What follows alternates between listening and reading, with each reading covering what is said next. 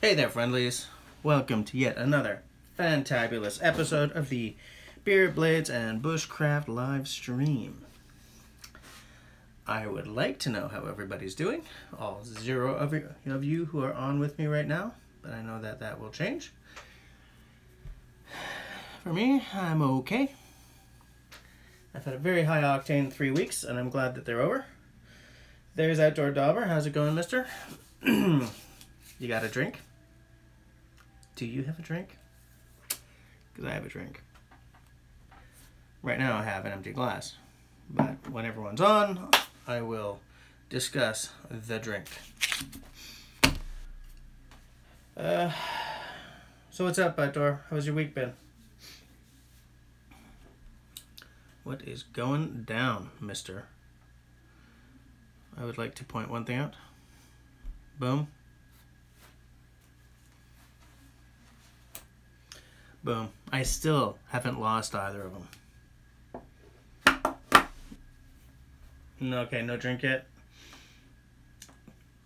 Trying to get the kids into bed, but you need one? Yeah. Yeah. Hey, Dr. Sharp, how's it going? How's it going? You got a drink for tonight? Outdoor says he doesn't have a drink yet, but he will after he finally gets the kids to bed.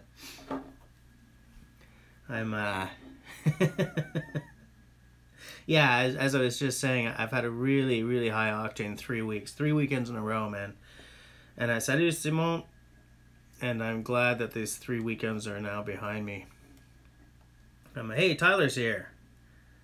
Outdoor, yeah, man, I wanted to ask you about Utvine. LT's here. Hey, how's it going? What's LT drinking tonight? Outdoor, man, if you could pitch my channel there, that would make me happy. I don't get it, man. I was up to like 21.55 and then I dropped right down to 21.49. It's like I piss people off when I'm not doing anything or some damn stuff. So yeah, how's everybody doing? Anyone got any fabulous news since the last time, aside from Outdoor having gone to Utvine? Shit. I mean stuff. I just can't get it right.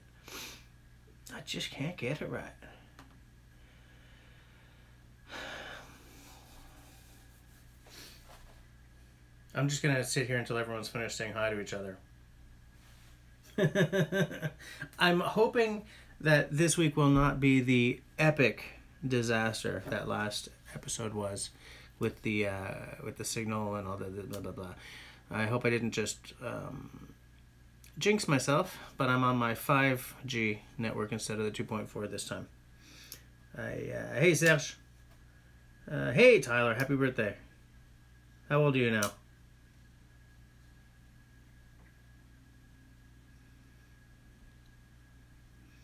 I asked Tyler because as soon as he tells us how old he is, we're all going to feel like old guys.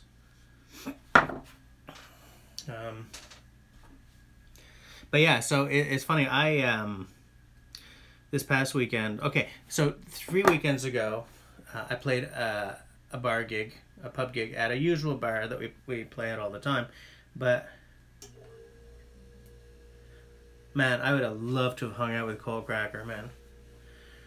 Where's my story? Oh yeah, so yeah, 3 weekends ago, our fiddler couldn't get to town. So we brought in a guy that we very rarely play with. Now here's the thing, he is a professional fiddler. Like all he does is play music. Whereas the guitarist and I are both tech writers in our day jobs. So it's always exciting to play with him and yet a little stressful because he always brings some fabulous stuff and we just have to kind of keep up with him. And then the weekend before last, like the one that just passed, the one before, we did a corporate gig down in Niagara-on-the-Lake.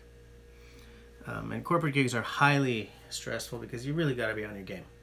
So like, I spent another week practicing every night and stressing over the music and blah, blah, blah. And then just this past weekend, we played a wedding up in Saint Agathe-des-Monts. In Saint Agatha, I guess you'd call it, of the mountains. And every time we play a wedding, part of our package deal is we'll learn 3 songs of your choice kind of thing, you know. And so it was just another week of doing nothing but, you know, practicing and blah, blah, blah. So I'm glad that after tonight's live stream, I don't have to pick up a bass. Feels kind of freeing, you know? Let's see. Where are we here? Where is we? Simon says, salut Serge. Serge says, bonjour. Simon. Outdoor says, there are about 12 or 14 of us hanging with Cold Cracker. Would have loved to have been there, man. Tyler's 19, guys.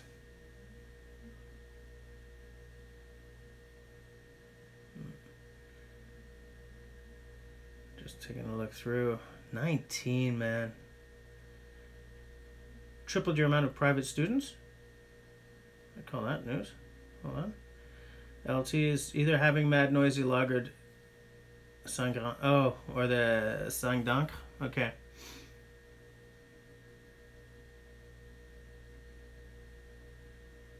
Hey Tyler, you get anything cool for your birthday? Like an axe or something?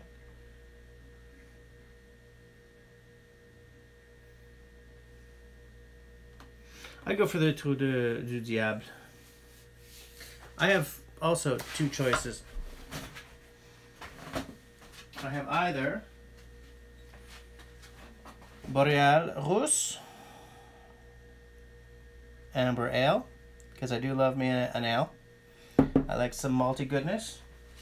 Or from Ontario, Cause and Effect. It's a blonde miracle of silence. Miracle of science, it says.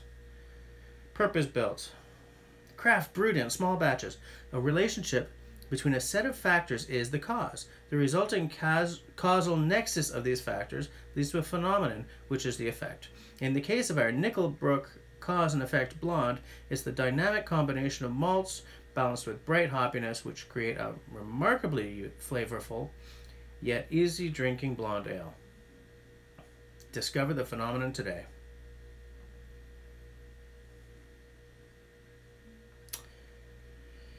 Ingredients: water, malted barley, hops, and yeast. This product contains malted barley. Oh, I guess if someone's, I don't know, celiac or something. Hey, Robin's here. How's it going, mister? Ah, Outdoor, you're already retracting messages? You're supposed to drink a bit first. Shrink? What? We're gonna have this one, because this is a straight up, you know, it's, I mean, it's not as bad as like Pabst Blue Ribbon or anything, but it's not a true craft beer. Oh, crap. Did you guys? I just soaked my computer again. Hold on a sec. Now, you guys don't know why that's so funny, but Sal sure does. Yeah, I wanted to mention, I'm sorry I didn't get Sunday's episode up, like on Sunday, or indeed yesterday, but I was just too tired, you know? My weekends have been kind of ragging me out lately. But Sunday's episode is technically finished. I just have to watch it through, see if there are any more tweaks that have to be done, and then stick it up.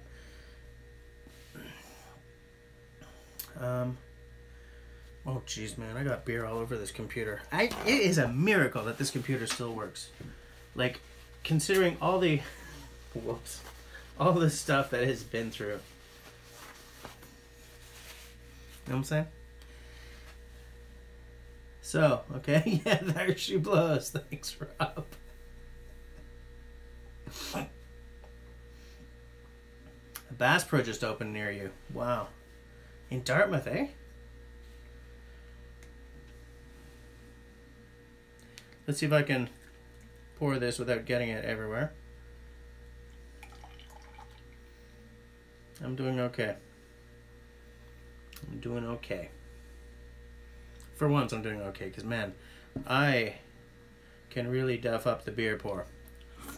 I have on several occasions, and I will again.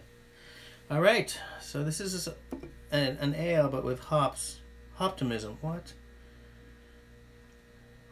Optimism. Stupid. Okay, let's give it a try.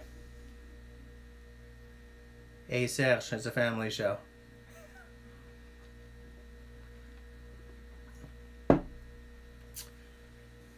The hops kind of, but not too bad. It's sort of going away. It's leaving the malty, sort of the foundation, the malt under it. That'd be a good summertime beer. But as far as I know, it's only available in Ontario. Excuse me. Man, I wish Mike Morton was on, because I would ask him about it. He's had it before.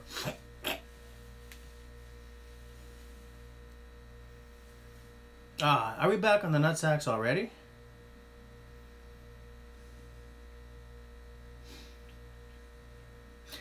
Hey, Outdoor, you want to...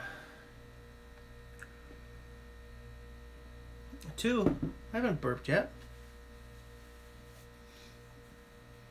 Outdoor, you gonna share the news of you how you placed in that fire event? Yeah, Saint Donkey is pretty good. I like it too.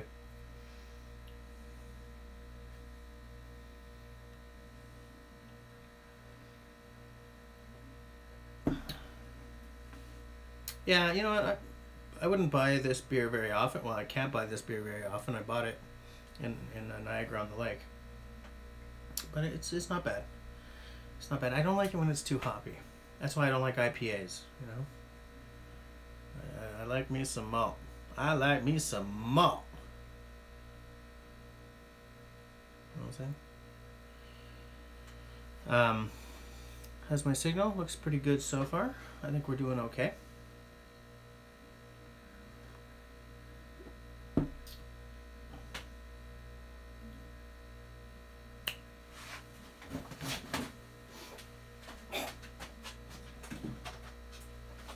Something that Outdoor texted me at the weekend reminded me of this. I made this bow drill set years and years ago, and I can't really claim that I'm really interested in bow drill. I don't see it as something that I really... It seems a little too gadgety for me, in that I'm always going to have something on me to make fire. But I made this stick to put a string on, made a spindle. I started a hearth. I don't know, maybe next summer I'll give it a try.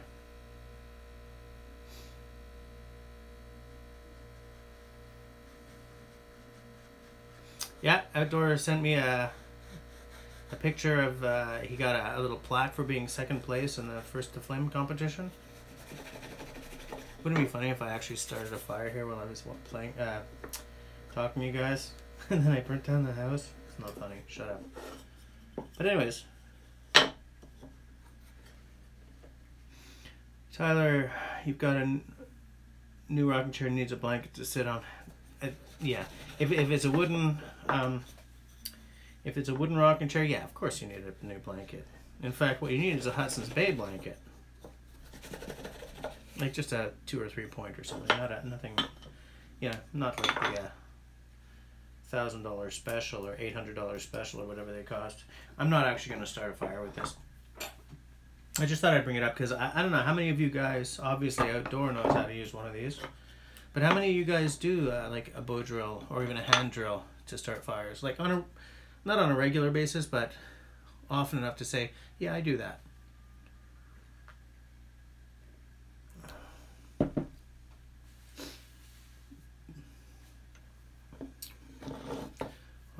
Hold on, I'm missing. You're debating whether EDC blade, either the Benchmade 565 Mini Freak or 556 Mini Griptilian. I think we need to see some links about the Mini Freak and the Griptilian. Are these things small enough to put on like a keychain?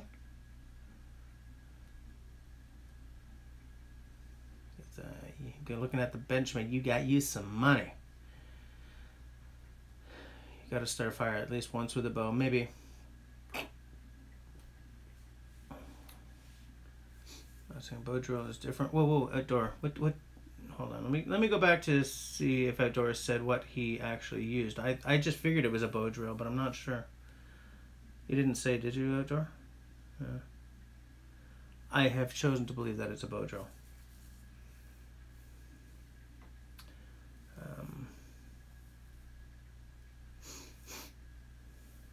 556. I don't even know. I don't know what either of those knives look like.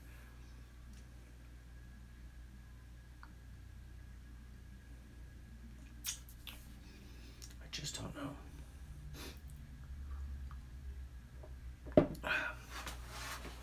But yeah, maybe next summer I'll give it a try.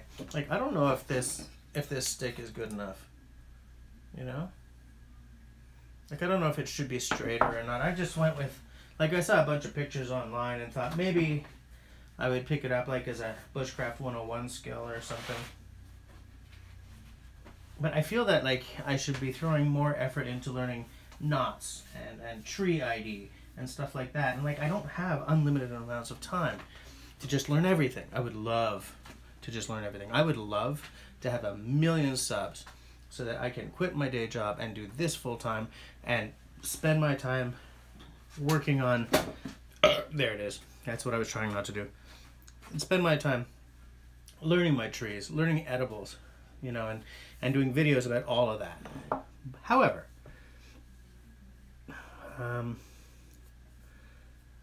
ferro rod and a 4-inch piece of jute, wax cotton pad, a stick of fat wood, and a handful of damp hay. Okay.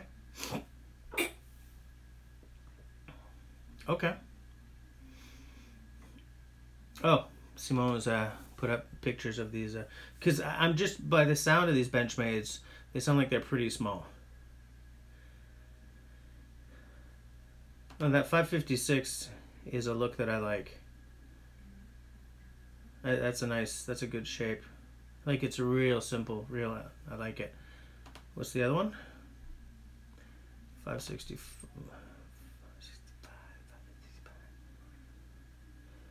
Oh, I see, yeah. That Mini Freak is a... I like the look of the other one better, but is this one actually smaller? This Mini Freak? The Freak. Say chic. Oh, they make one with a serrated edge too, eh? Alright. I kind of like the looks of the other one better. However, I can see why you'd be looking at the other one. Wow, man. They make a pink one.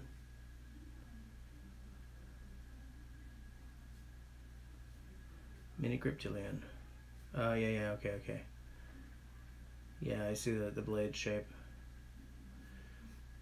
I don't know, which one do you feel,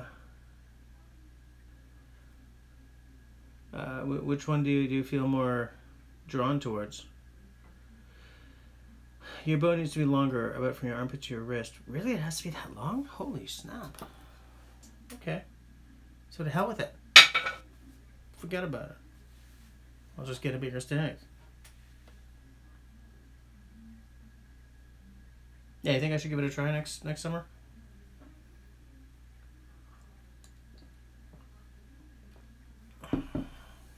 So about like that long, you said?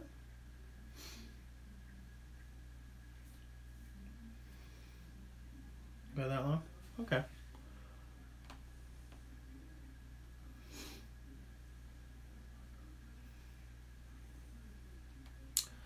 I do believe I have just received an email about the Mini Freak. Let me bring it up. Gmail. Boom.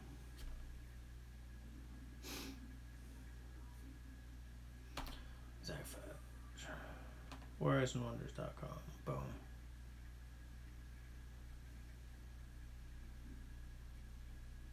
So what is it you like about the 565, like the Mini Freak over the other one? Is it a look thing, or is there like a different stat to it or something? Oh, you sent them both. For the rest of you guys, like the link, Simo put the links in the sidebar, the live chat or whatever the hell YouTube calls it. Yeah, I like that. I like that 556. Like, if I had any freaking money right now, I would buy that 556. But Robin and I bought something recently, and so I think maybe he's a little on the non-spending side as well. Hold on. Adam Baumer or Bomer. Geez, how do I pronounce that? What you making? You talking to me? Are you talking about this, or are you talking to Zach about his chair? Ziggy, you can use bamboo for friction fire too. Really? But it's hollow. How do you? I mean, guess it doesn't matter. Bamboo. Do you have to let it dry? Hike with Mike. How's it going? Adam, if you're asking me, this is going to be my workbench. I'm building a Nicholson style viceless workbench, but I got a wicked vise over there for when I finally smarten up and decide I want a vise on it. Okay, Zach, I see it. Okay.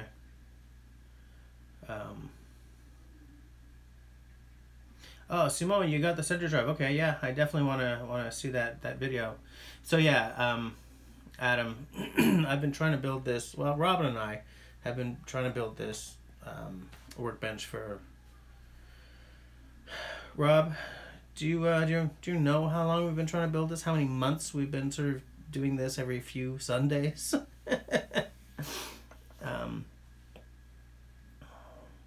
Oh, Adam, you used to have a shop? Yeah, you see, here's the thing. My plan is I've got a garage that right now is just full of crap. It's kind of falling down, but I've spoken to a contractor, and he says, because it doesn't have a foundation, and so the ground is, shifting, and it's sort of starting to get rickety.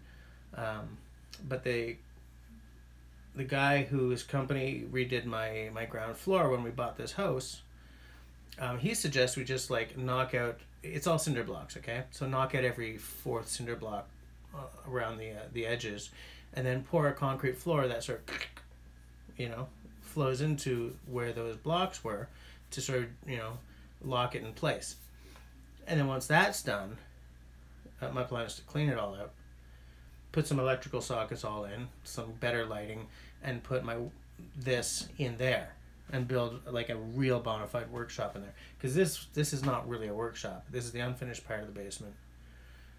It's crowded in terms of me wanting to have work space and the wife wanting to have storage space, So yeah, my plan for at some point is to do that and get a real work area happening. I'm going to start that whole sentence again. Yes, my plan at some point is to get the garage squared away and have a real workshop put together out there.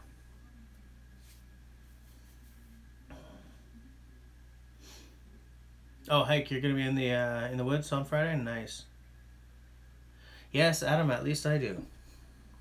At least I do have a place to hang out and drink beer.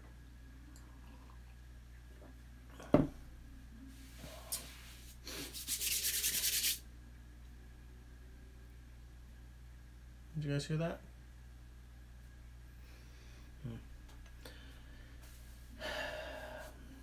Man, I would wish I was hitting the woods this weekend. Yeah, so, well, Robin uses his back deck as well, but he built a short bench, like a 4-footer, so that he can have, because he works only with hand tools, so he can have a workbench in his bedroom kind of thing, or in his wherever it is. 4 feet of snow, who cares? Come on, get out there. Get your chisels, your tools. You can work in the winter. You're Canadian, man. Building muzzle loaders? No. Do you build muzzle loaders? There's a muzzle loader I would love to own, but it's not like an old-fashioned one. Yeah, Simon, I got all that stuff planned for. It's just getting the money together,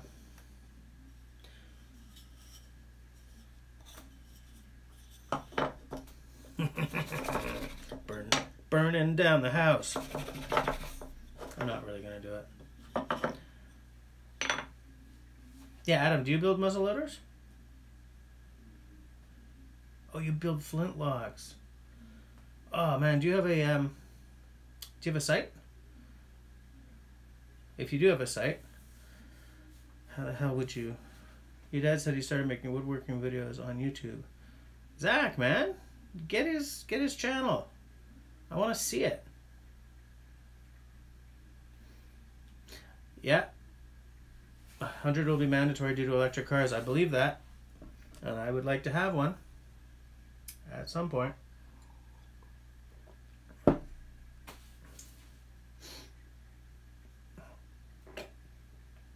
So what goes into building a flintlock?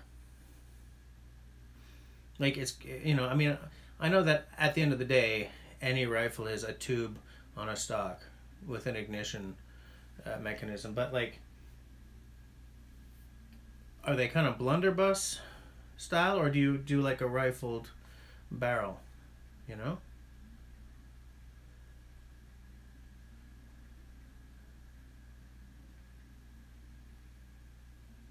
I kind of want to try a flintlock.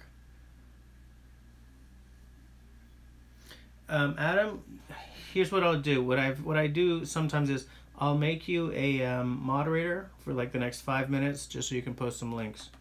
Okay? Adam Bomer is now a moderator of your channel. So now you should be able to post a couple of links. Because if you're not a moderator, it doesn't let you post for some ridiculous reason. I think it has to do with keeping people from trolling people's channels, but good old YouTubeage.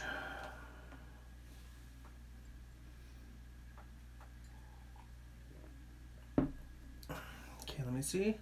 Now before I click on this and fall for your work, what side of the border are you living on? Zach, you forgot to ask his channel name? Hey Ace, how's it going? Flintlocks, a little double, do ya? Woof. Oh, Jim Chambers Flintlocks. I think I've seen this page before. And I think I remember thinking, whew, A, too rich for my blood, and B, trying to get a rifle across the border would be even worse than... Wait, effective May 1, 2010?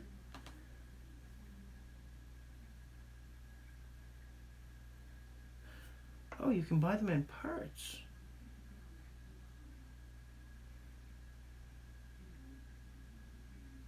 Interesting. Flintlock kits. Percussion kits. These prices seem really, really low. Is it because they're only for the locks? Oh yeah, okay.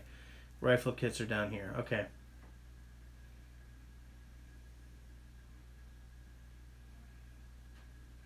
You supply the wood rifle, you supply the wood pistol, wood patch box kit. This is cool.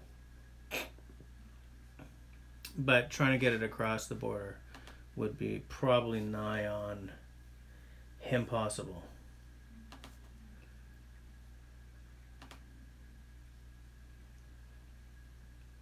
Oh man, those are cool.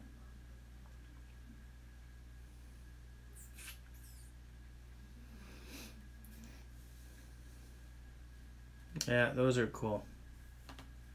Whoa, looks like I missed a whole bunch of... let me see. Oh, Adam, you're living in Europe. Okay. Yeah, hi, I'm with you. I wonder what the pound would be.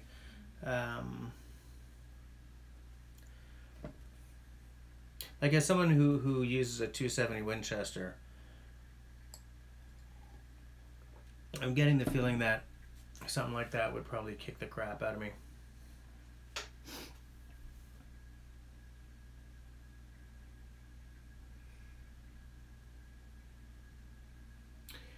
There are other supplies.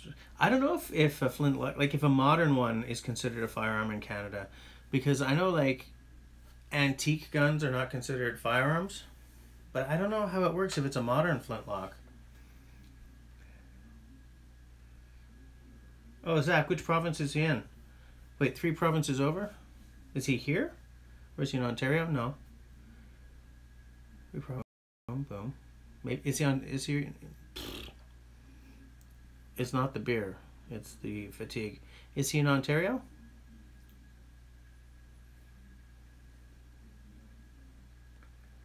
Hot air balloon across the border? No.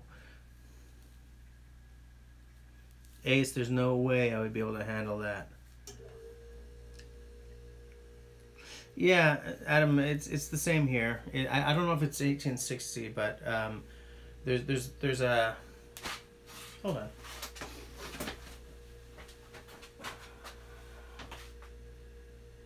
Hold on a sec.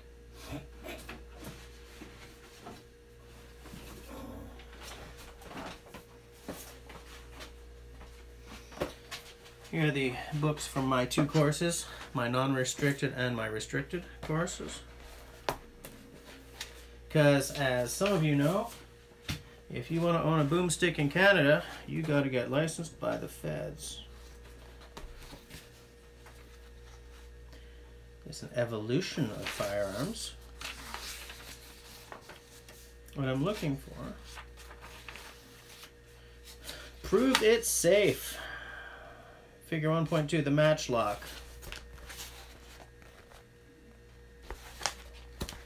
These drawings are very rudimentary. Wheel lock. Flint lock. Percussion cap. Modern cartridges. Oh, there it is. Excuse me, guys. Long gun and handgun.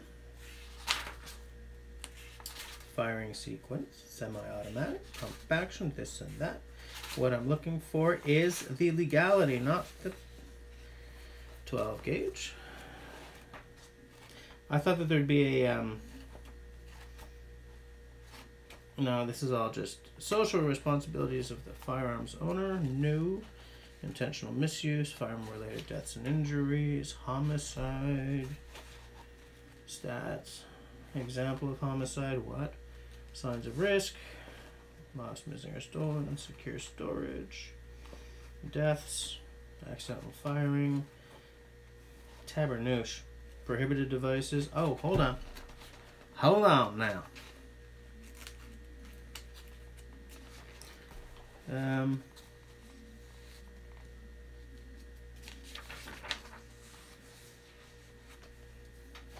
Let me just, boop, go back. Oh, he's in Belleville, okay.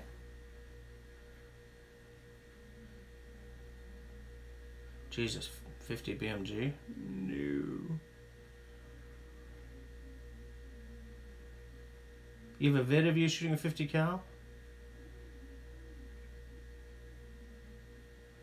LongRiflesPR.com. Thing is, oh, Tyler's got a storm going on. Okay. We had one pretty recently, too. The thing is, Adam, like,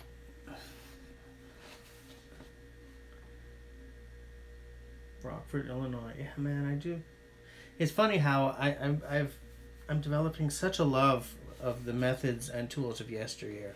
Even though the tools of today are infinitely better, they don't have the same je ne sais quoi, you know? Prohibited ammunition. Prohibited devices. This isn't where I want to be. Storage handling. Yeah, it doesn't. There's a date before which guns are considered antique. It's a specific date, and before that you don't need licensing and all that because it's an antique. Let me just see. Maybe there's a glossary, so maybe it says antique. Antique firearms. See appendix for legal reference. What the hell's an appendix for legal reference?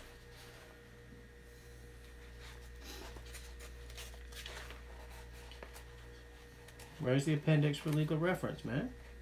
Appendix, definitions. Antique firearm means any firearm manufactured before 1898 that was not designed to discharge rimfire or centerfire ammunition and that has not been redesigned to discharge such ammunition, or any firearm that is prescribed to be an antique firearm.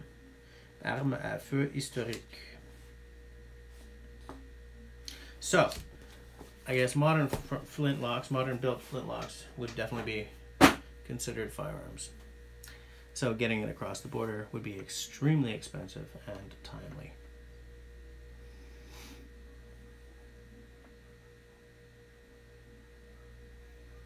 Tyler, yeah. Old World Romance, yeah. Yeah, that's probably about it. Hold on.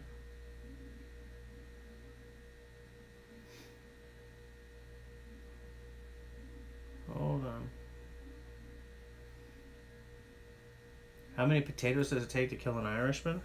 Zach, are we really? Hold on. Adam, the Lyman Great Plains Rifle kit. I don't know if you can buy a kit. I'm going to look into that, though. Because that would be a cool project. Maybe even something to do. Oh, no, I would not do videos on it because YouTube is really jumping on people for that. Excuse me. A Lyman Great Plains Rifle kit. Okay, I'll take a look for it.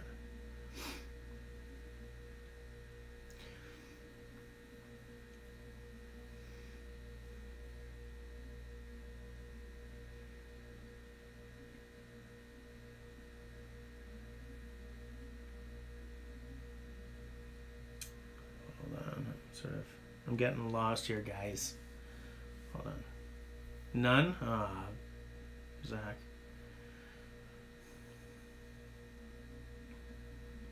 The skill to use the old tools takes time to develop. Yeah, and that's part of what I like about it.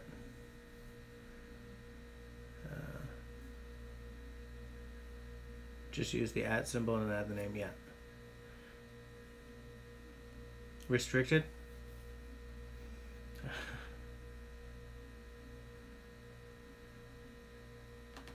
Interesting variation on the Benchmade. Hold on. Oh, okay. You know, the Benchmade that I want is still the, what's it, the 940? The Osborne? That ain't gonna happen anytime soon. But I do want it. Man. What we need is a Canadian building these things. These flintlocks. That's what we need. We need a Canuckian.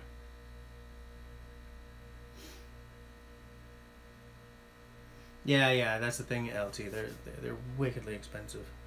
That 940.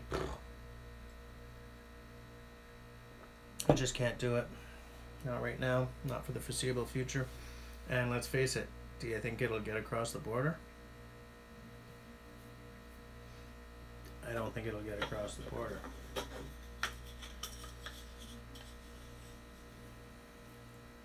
CanadaGuns.ca muzzle loaders. Let me see.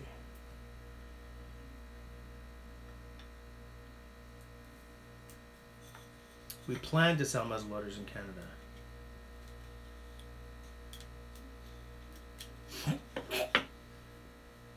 Yeah, but these are all, I think these are all like the modern ones, you know? Oh no. Okay, Taylor's and Company, yeah, okay. Like, you know, the, is it the Thompson Center has that bone...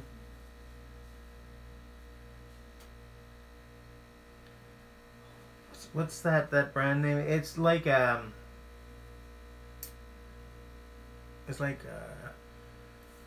dual branded. Bone something or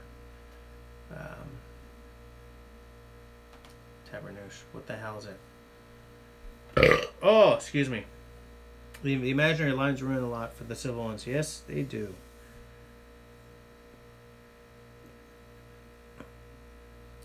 Almost bought a new knife from the same friend again.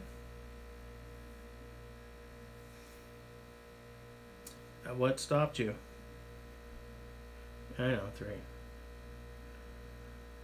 Yeah, Doctor, picking up on the romance. Yeah, I agree. Like, you know, the Thompson Center, you know, really modern ones. What the hell is it? Bone Rattler, Bone Crusher, Bone Polisher. I'm going to just look this up because it's bugging me now. Thompson Center.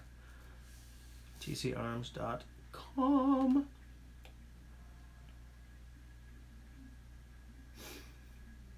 TC Firearms. That's what I'm looking for. How come we always end up talking about guns? What's going on with this? Bolt action, muzzle loaders. Bone Collector, the TC Triumph Bone Collector. That's the one that sort of made me start wanting a to try a muzzle loader. Michael Waddell approved. That's the one that first really made me think, I want to try that. I still like the looks of it. But I don't know, like these guys are planning. How long have they been planning to start selling muzzle loaders in Canada, you know?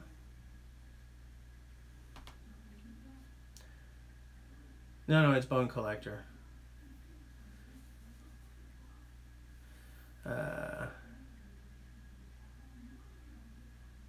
Let me see.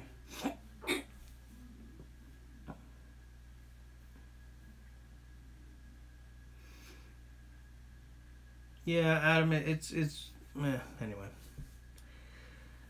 They're almost new. Hey, Dish, how's it going?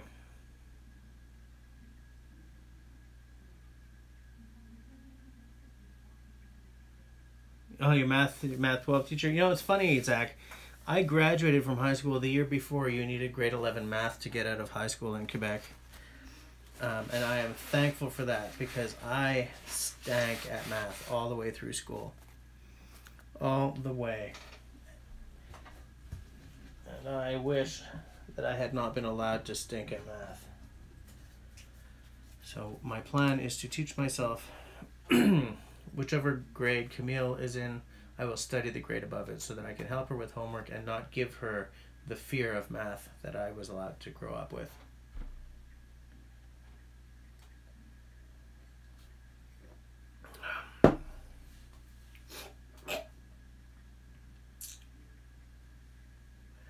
So anyways, but that's enough about that because that's just getting a little maudlin. I don't want to get maudlin. Should never get maudlin on a live stream. It tends to chase people away. We don't want to chase people away, now do we? Math is sometimes like making jello? Okay, Dr. Sharp. Dish. I am having a blonde ale called Cause and Effect by a brewery in Ontario. Oh, which Nickelbrook Brewing Company in Burlington, Ontario. 473 milliliters, 4.7% alcohol by volume, IBU of 19, 4.7. So it's not a light beer, but it's mid range.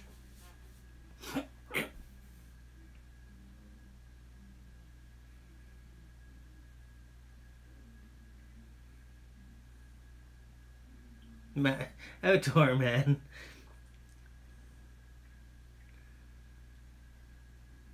Actually, Dr. Sharp, that's actually pretty good. Yeah.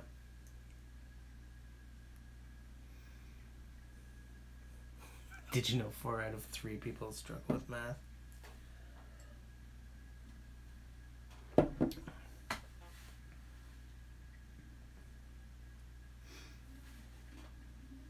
You guys. But yeah. That in the recyclage. So yeah, after the live stream, I'm gonna start that whole sentence again. So yeah, after the live stream, what I'm gonna do is go through the video I was supposed to put up on Sunday, make sure it's copacetic, put it up, and notify the world to come watch. Come world, watch. Is what I'm going to say. Hey, where's Hamza tonight, man? I missed that dude. What's going on?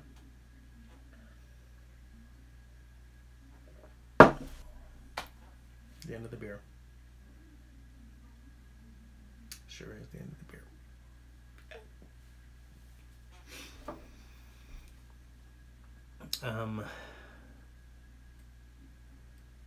What the hell? Traditional woodworking?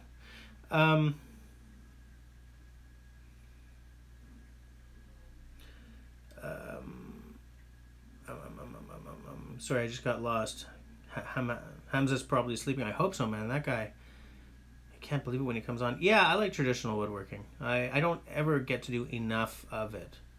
Like, I'm trying to really improve my skills, but I keep running out of time, you know. I have a kid, there's another one coming. You know, it's like every couple of Sundays I get to spend some time. And like, I'm trying not to get too diluted, so like this is what's happening right now. When this is finished, the wife has a project she needs me to do upstairs. Excuse me. But after that, I'm definitely going to build myself a shave horse, or maybe a spoon mule. Likely both. Get back to carving my spoons. I like working with wood. Uh-oh. Video output low. It's weird because it doesn't look like that here. Am I buffering, guys? Tyler, yes, yeah. Due on December 20th.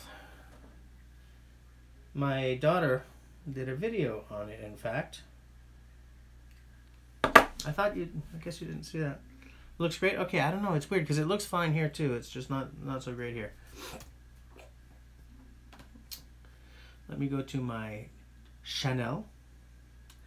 And, oh, Wisconsin Woodman's got... Oh, no, that's 3 weeks ago. Okay, sorry. Sorry, forget about it. Forget about it.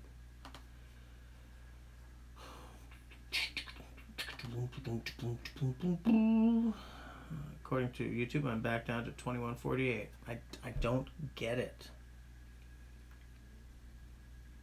I don't get why I'm not allowed to grow. I'm not gonna play the video, just gonna share it. Gonna copy. Gonna go to the live dashboard. And hey, Mike, I'm gonna put the video here for Tyler to watch. Mike, you just missed the beer. I just finished it. It was, because I want to know if you've had, oh, there's still a little bit. Cause and Effect by Nickelbrook. I picked it up when I was playing that wedding, that corporate gig 2 weeks ago in Niagara-on-the-Lake. You know, where I completely failed to stop by and say hi? Just,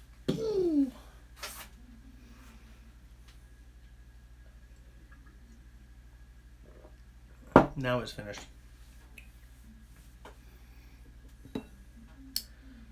So now we follow it up with the Boreal Russe. Fairly vanilla, yeah.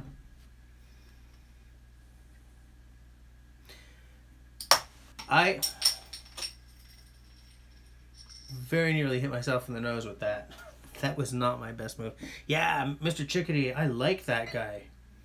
I only very recently discovered that channel. But good stuff. How many of you guys have seen Mr. Chickadee? Mr. Chickadee? Yep, I'm making my head again. Oh, excuse me. Wait. What did Simon say? Mantra of Jesse's reproductions. Ha ha ha ha ha. I see what you're saying there. Yeah, Mr. Chickadee's channel is good. Yeah, I'm having beer number 2. This is a straight up. It's not piss water, but it's.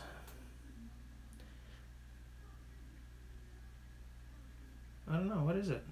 Like, where's the percentage and everything? The thing is, this one came in a not a 2-4 but a 12 pack, and I find that I have no idea, but it's not like, it's probably about a 5%, you know.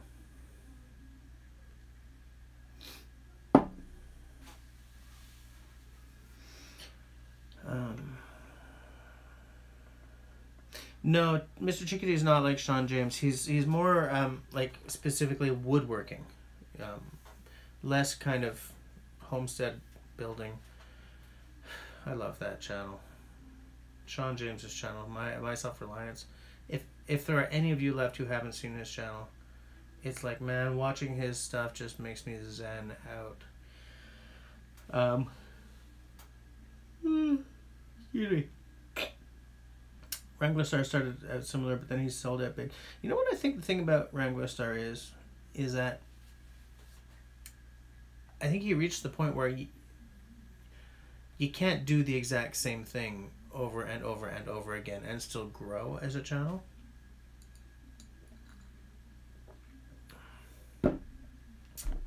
That's actually surprisingly good. Because I like des Rousses, Amber? Rousse? Amber. I like amber ales. Quite a bit. So, yeah, it's pretty good. It's got a nice color to it. So I think that I don't watch Wrangler Star as much as I used to, because I don't watch the AR-15 stuff, because I don't have one. I got licensed for one, but I'm not gonna buy one. You know, the context is all wrong up here, and I don't watch the dirt bike videos, but I love watching him do work on his house, and I loved watching him build that wall hanging workbench. Like the stuff that reminds me of the old school Wrangler Star I watch. You know. But you know, it's hard for me to ding him too much for selling out, because he makes his living as a YouTuber. And if you told me tomorrow that I could make my living as a YouTuber, I would be one happy little boy. You know. Also, I like watching him stuff. I mean, I don't agree with him on very much. I'm not going to get political on you guys, but he and I are not on the same side of the spectrum. Partially because the spectrum is so different up here, right? Like, a left-wing American is kind of a center-right Canadian. You know what I'm saying? It's just, we're culturally further to the left than you guys are. But I like watching him. You know, it's when, you know, if he's start again. If he takes out the axes and he's sharpening the axes, or like chopping wood, or you know, when he was doing videos with that mill, that sort of milling machine, you know, to cut logs into boards, I watch those because I would love a machine like that. You know.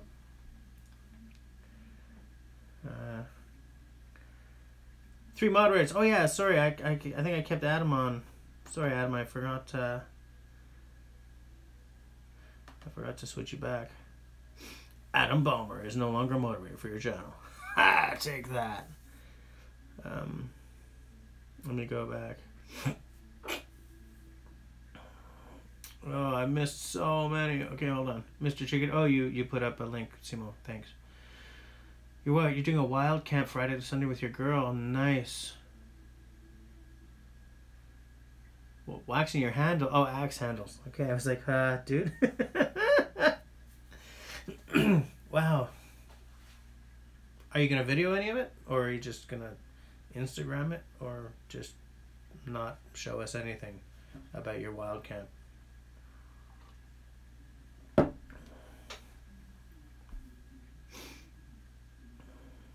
My Self-Reliance. I love that channel. Oh, you're into IPAs? I don't like IPAs because I don't like hops. I'm very much into malt. There is one IPA I've had that I actively like. It's made by a microbrewery in Penticton, British Columbia, called Bad Tattoo Brewing. I've had a couple that I didn't mind, but I've had very many that I've been like, no, can't do it. Meaning to ask, why is the video mirrored? Yeah, it's because this app, for some reason, mirrors. And I've dicked around with the settings, up and down and left and right and this and blah and blah and blue, but I can't get it to stop flipping the picture. I have no idea. What I'm going to eventually do is use my video camera instead of my phone. I'll set up my ADD. You can get a special power adapter for it. It's just, you have to run like 3 programs on your computer to do it, and it's just like, come on. You know, the beauty of live streaming for me is I put my phone there, I set this up, and I go, you know, it's 8:58, It's 8:59. It's 9. Tap and let's go. You know. So the whole sort of setup aspect to live streaming with my real camera bugs me. You know, I don't have any enthusiasm for it. Oh, I can't wait to crawl into bed. But yeah, that's why it's all backwards. Thing is, if I wasn't using the selfie camera, it wouldn't be backwards, but then I wouldn't know if I'm centered or on screen, you know?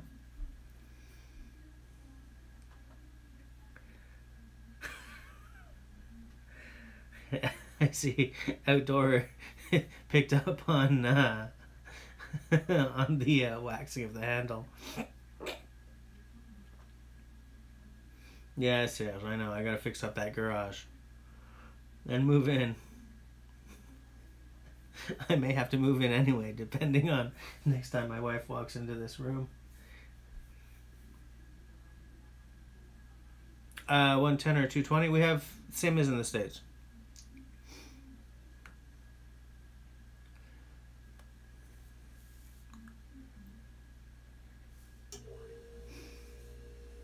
Big old mirror set up at a 45-degree angle. Oh yeah, and then just shoot.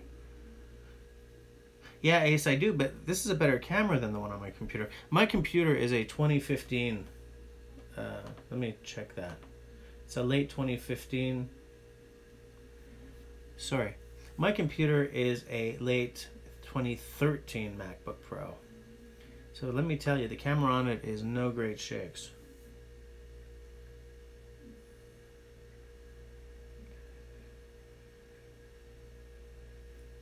Zach, yeah, I understand. My wife will not show up on screen. I can't even say her name on screen, and God help me if I say her job, because her job is the reason why she can't show up on screen.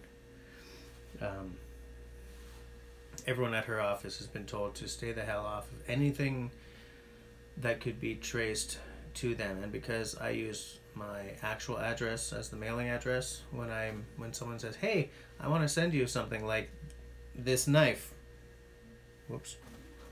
Oh, piss. I just dropped the binocular.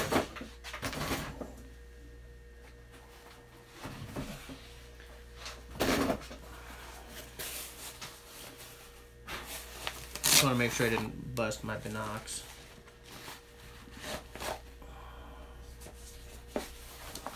They look fine. Yeah, because my actual address is not absolutely secret. There's no way I can mention her name or anything online. You're in Poland.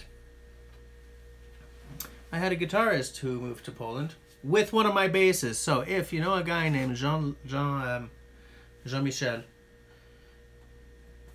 grab him, get my bass back. Jean-Michel. It's probably not the name he's using in Poland. I think he's working in video game production. He was very good at drawing. I met him at graphic design school back in the day. We played in a band together for a while. He was a nice guy. Nice guy. Always drawing. He got arrested for painting on a wall. But what he painted on the wall was really, really good.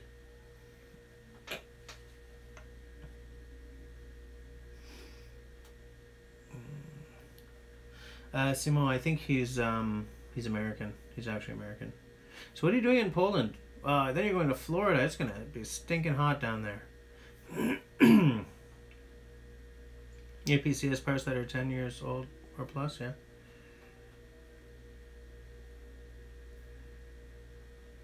Yeah, I'll check them later. Oh, all right. No, I'll check them later because, but yeah, I'll make sure.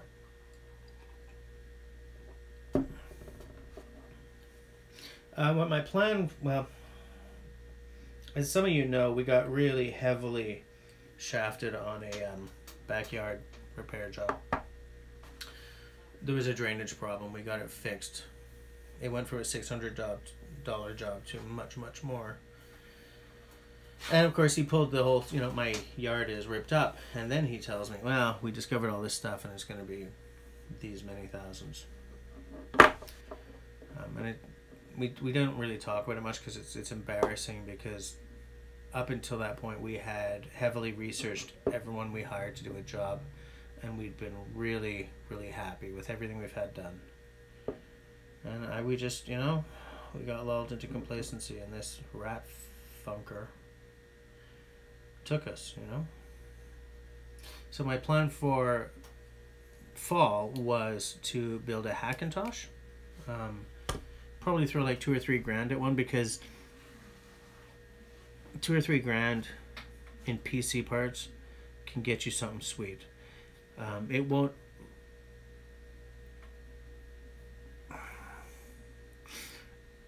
It'll get you more to a certain extent than a $3,000 iMac.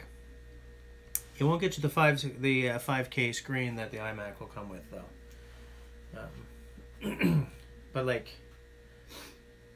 I need a really high-end editing solution, so that A, it goes faster, and B, so that I can do the second episode that Simone and I did about EDC. Because this poor ancient little computer chokes on it, because when Simone and I shoot a video together, some of you may have seen our EDC video, they're like 45 minutes. And my little computer here is just like, you know what? Take off, dude, I'm old. You know? That's why I said funk, Adam. Hey, Rooster's here. How's it going, mister?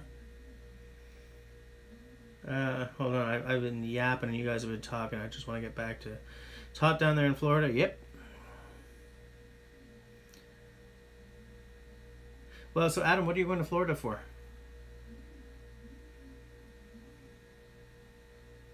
That's true. Outdoor said, at least I got a free tape measure out of the deal, because he left his tape measure here.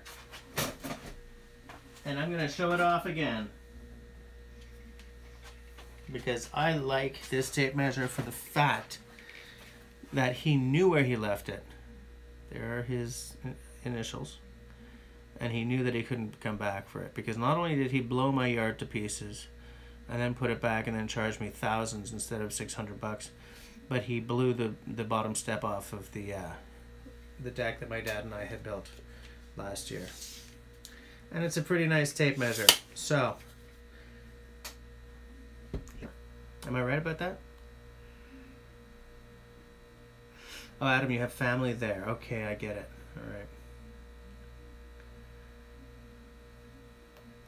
LT's back.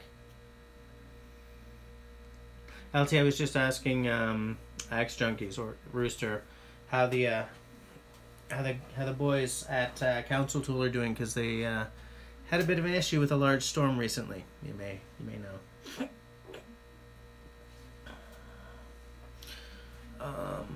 Hold on. Yep, there was a glitch. Adam, 4 grinds for his Brooks. Actually, ever try a silky saw? I have a silky. Oh, you have the katana. Whew. I have like not the Pocket Boy, but the Gone Boy. Was it 140?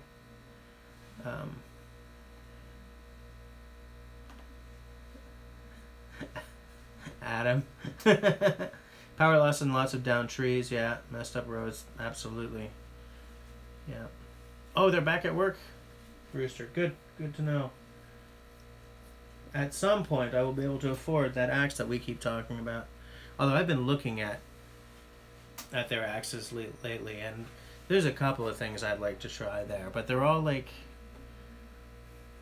one of their 2 higher end brands, either the Velvet Cut or the what's the other one called? Why am I so tired? Anyways, you know what I'm talking about. My plan is to be able to buy one sometime within the next 5 years, I guess.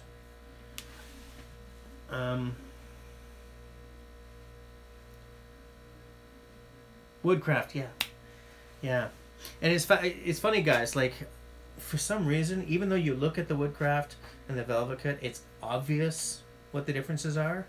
I was like, Rooster, man, what the hell's the difference between these 2 lines? And he's like, dude, this and that. And I looked and was like, yeah, I should have seen that.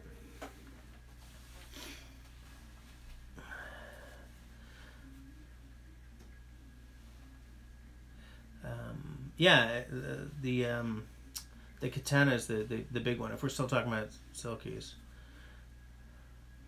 Oh yes, what I wanted to say, Adam, is actually these two are both Wetterlings. These two are Gransfurs. These two are Wetterlings, and I have that's this micro, not micro, but you know what I'm saying. As he walks off stage. That's my bushcraft bag. Bushcraft bag. This little Wetterlings was actually my first nice axe.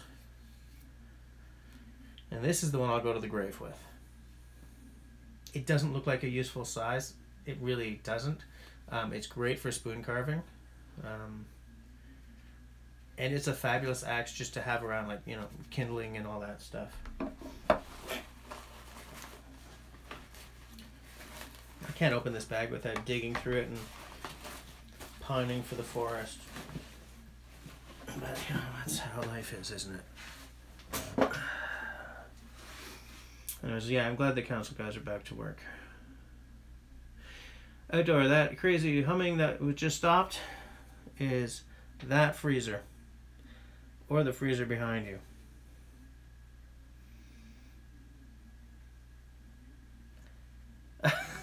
Outdoor, man, leave Adam alone.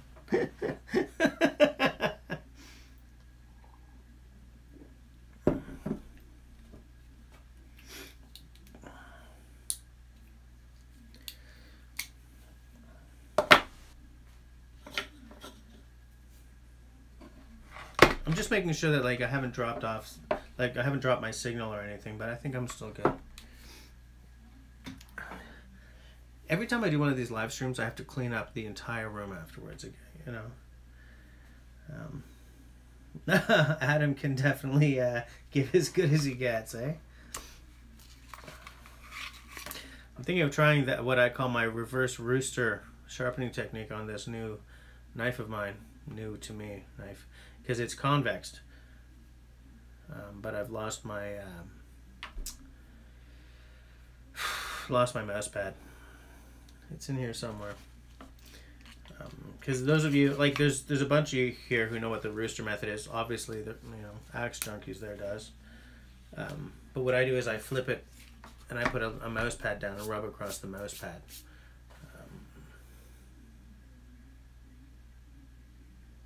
I don't think it's any better than the straight up rooster method.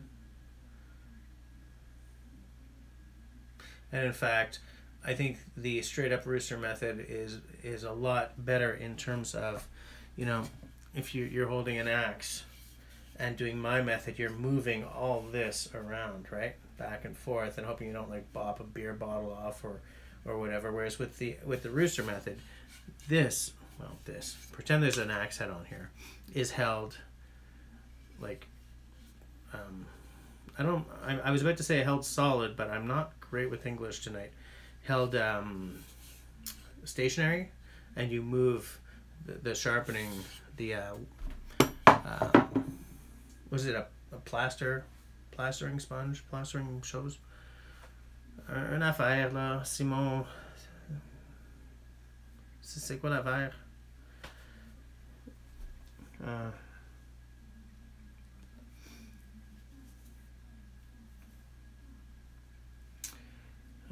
What am I missing? Adam, the Katana 1000, yeah. Wait, Advent will be about 70 miles further north next year. Where's it going to be? Simon, I don't lose everything.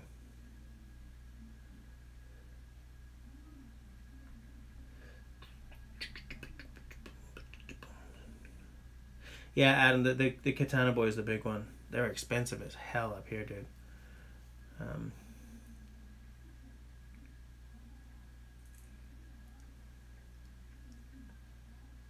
That's the thing, Dr. Sharp. I'm not drunk or anything. I'm just exhausted.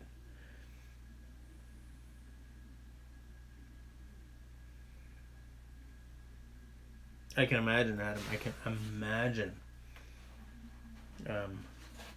I've seen a couple of videos of that thing, and that's a nice size for getting some real work done, you know.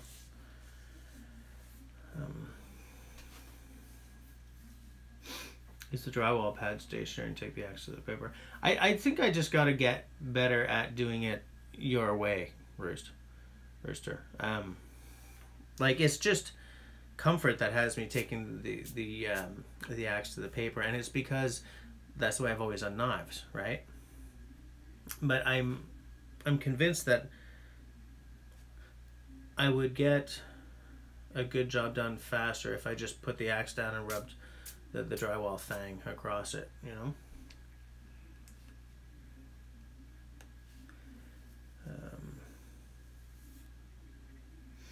Yeah, Serge, that's true, man. I don't ever sleep. It's horrible. Oh, God. Zach. Oh, you got your saddle axe back. Nice. You had to buy a Ultiforce to replace it. Okay. Yeah, I've seen Trollsky. I used to watch him a lot. The thing is, guys, like, I'm actually more into axes than I am into knives. Like, I've been amassing knives lately. Like, this was a bucket list knife. I'm glad to have it and everything, but I love axes. Like, I know more about axes. I want to know more about axes. I'm sort of becoming someone that people ask about axes the way I used to ask people about axes like 5 or 10 years ago. It's because I think it is the single finest tool ever created. You can draw an unbroken line between the sharpened rock in prehistoric times to the ridiculous, you know, gadgety things you see online nowadays. And in between those two, there's this huge universe of different things that are all essentially a metal wedge on a wooden stick. If any of you guys have looked real carefully at like Japanese hatchets and stuff, you know, the theory is the same, but the form is so beautifully different.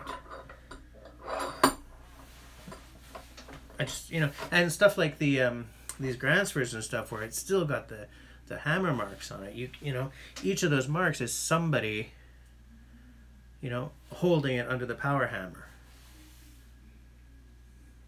If you look at, you know, a painting, and each, you know, each line of the brush, someone did that.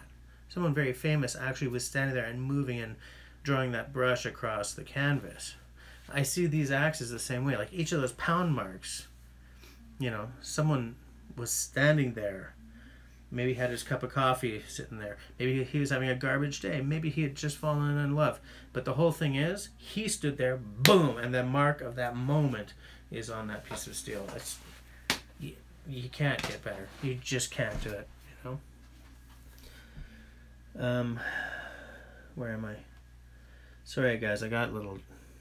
Don't get me started about axes. Oh, you met Trollsky. Is he in Poland? I thought he was like Czech or Ukrainian or something.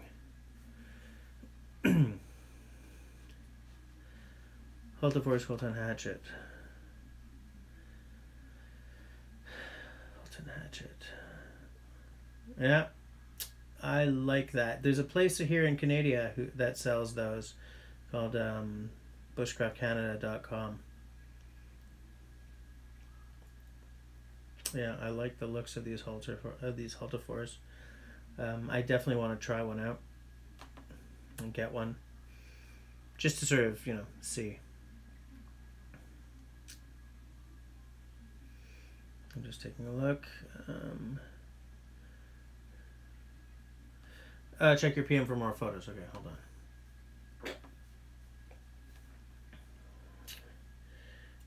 Oh, I don't think I have a Facebook page open.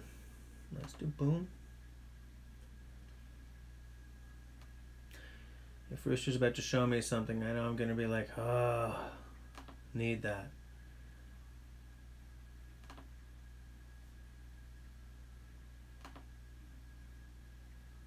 Ooh. Is that the axe that we were talking about last time? That will be coming out very soon.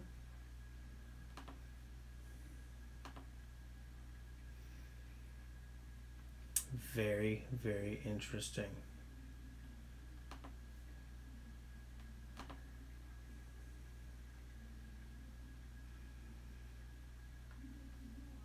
It looks like a nice size.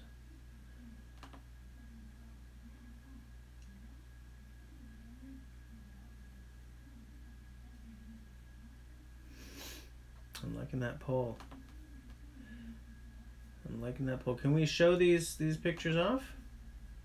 Wait, I'm lost again.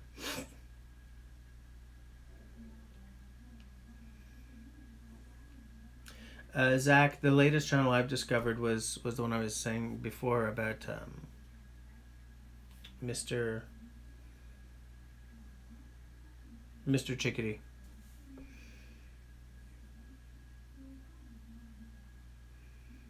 I will check out Patty's potato. Oh, those are working prototypes. Is that yes that I can show the picture, or probably not? Like yes, as in it's an interesting axe.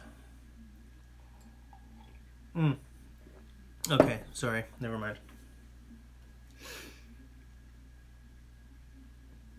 But that is very interesting.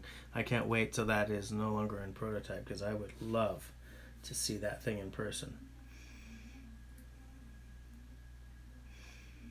Adam, you were looking for what, a Snow and Neely?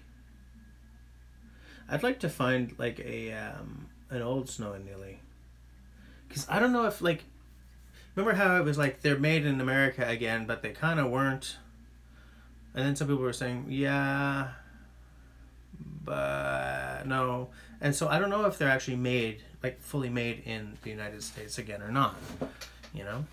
And like the reason I would like to at some point pick up a Snow and Neely is because of the historical fact. You know, if they're being fully made in the States again, then yeah, I would like that. Just because I think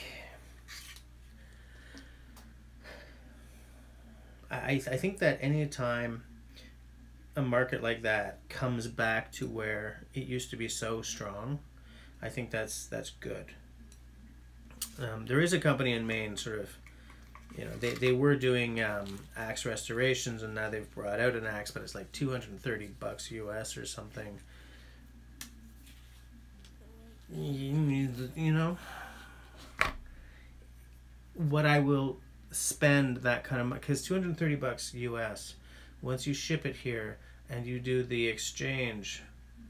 Remember I told you my $112 Hidden Woodsman Dayruck Mini or Scout or whatever came out to $199 Canadian after all was said and done. You know,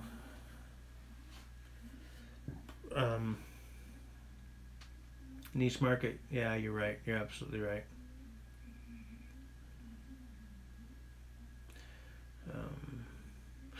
Simone's mentioning the Walters again. You gonna talk about that double bit that I don't have and you do? Damn you. And for those of you who are new, Walters is my jam. I've got a couple of them.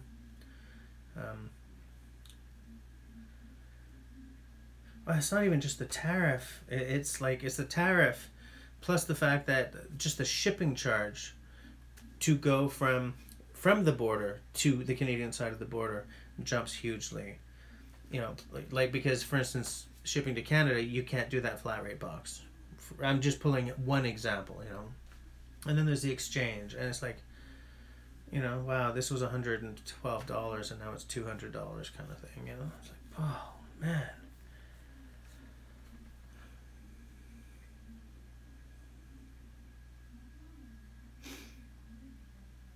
Yeah, Serge, I'm with you. I would love to have a forge, but I don't know how to do anything, you know? Like, I don't know how to forge anything.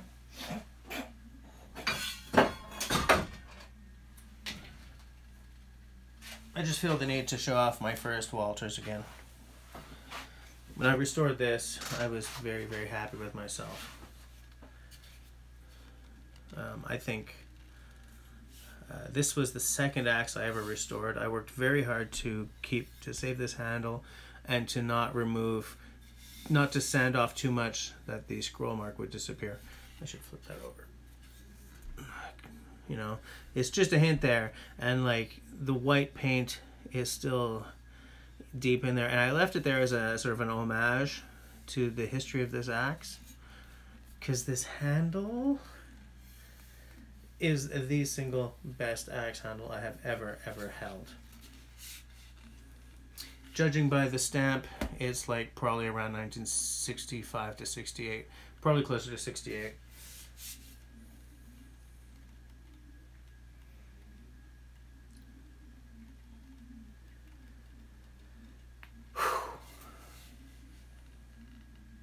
Yeah.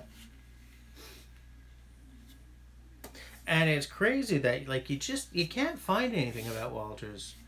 You know, it was the biggest axe company in the British Empire for a long time, and it just, typical Canadian, right? Just disappeared. No one wrote anything about it. We just don't care about our own stuff, you know? Market sets the price. I know, but you know, hold on. I missed a whole bunch of guys. Renovo PA.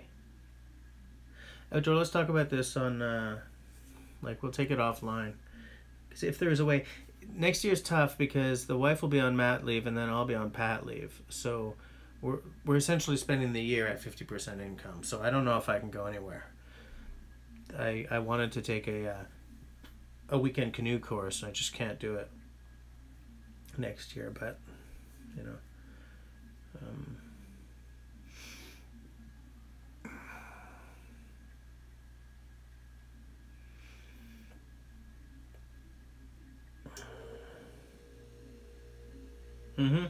That's the thing, right? The handles were totally different back then.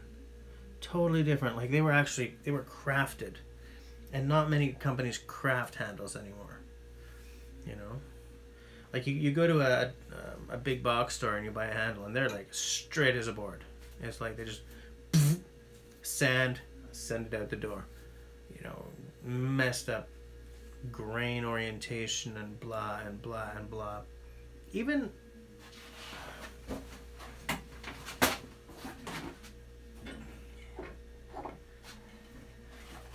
I mean, Wetterlings makes a nice handle, okay?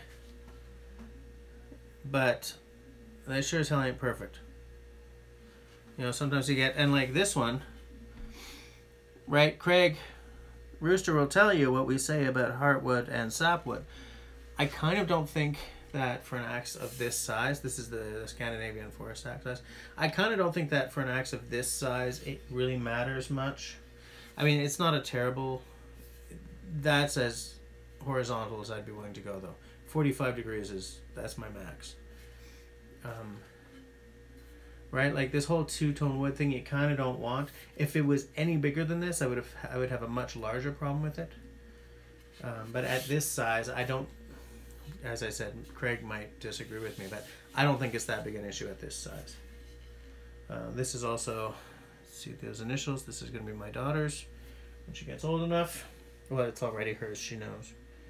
But, you know.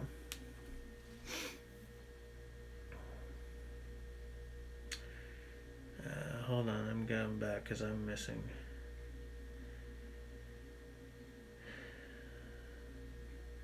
Yeah, insurance companies sure don't want you having a forge in your basement or your backyard.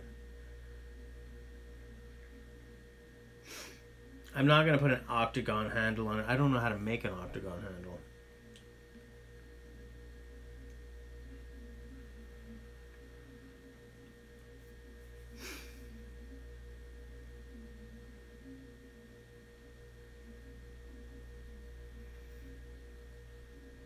Yeah, Axe Junkies just made a very good point. Most of the people just don't care. You know? Most people are they're just buying an axe because they've got a big tree, they need to get rid of some roots kind of thing in their backyard, you know?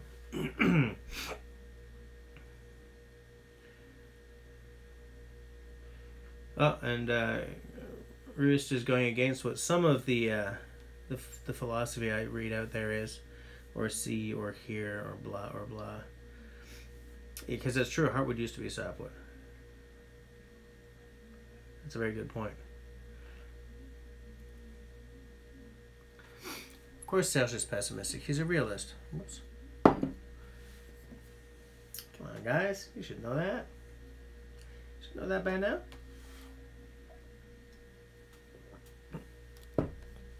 And it's funny because my taste on axes is really, really classical. I like a piece of steel at one end and a wooden stick. You remember that was it the Finish? Was it Finish? The lever axe? You know, the one that sort of did the flick for you? Don't want it.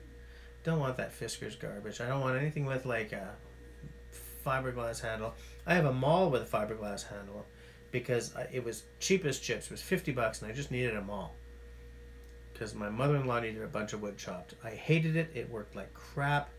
I wish I just saved up a whole lot more money and bought something better, you know? Hold on. An octagon handle is easy. Just put 8 sides on it. You don't have pat leave there? Well, I'll tell you something.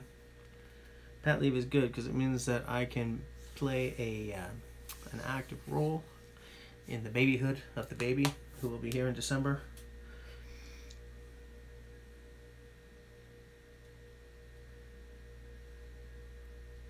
You got your first axe, jackknife, and bow at the age of 8? Nice. Oh, which reminds me. I guess Camille's getting this knife at the age of 8 instead of 7, but look at how close I am to being finished with the peening. I'll tell you something for free. It is thousands of tack to peen a freaking knife handle, okay? I have been working on this on and off because I almost never have time for months. Almost there. Unbelievably irritating to do. Unbelievably.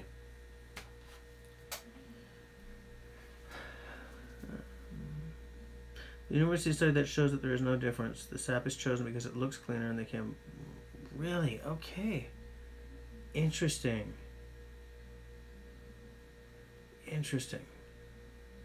Well, I'm glad to hear that. Outdoor. Maturing leave is 8 weeks max. That's not enough. Last time around, the missus' mat leave was 14 months because she took an extra 2 months because she had whatchamacallit, vacation time saved up. But mat leave is a year. Pat leave is, I don't know, because I'm only going to be taking like 3 months. Barbecue bricks, pipes, and a propane tank. I think Craig just sent me something, which I will look at as soon as we're done here.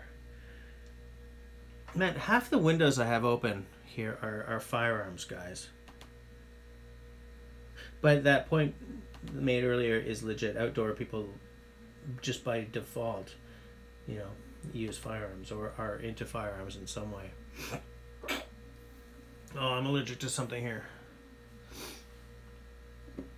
I keep picking up the wrong...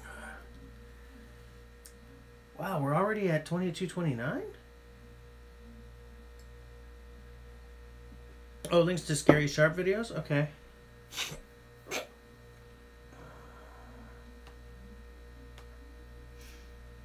Hold on. Let me...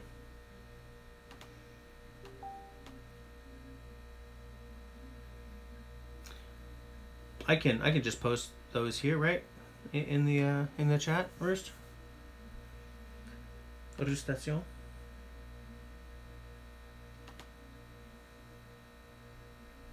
Yeah, these are all just videos that were posted that we've already seen. I'm gonna post them up, okay? So that these guys can Serge, man, you just message retracted on me. Alright, LT, see you later. Let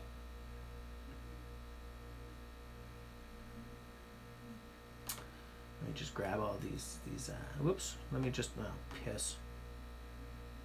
There we go, boom.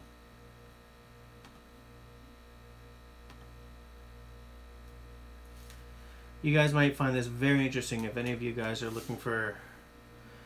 Oh no, I'm 62 characters over my limit. Okay, let me see.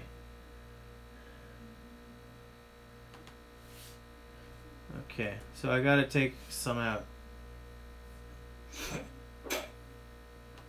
Oh, you know what I'm gonna do? I'm gonna be uber creative, and I'm gonna do it in 2 different. Boom.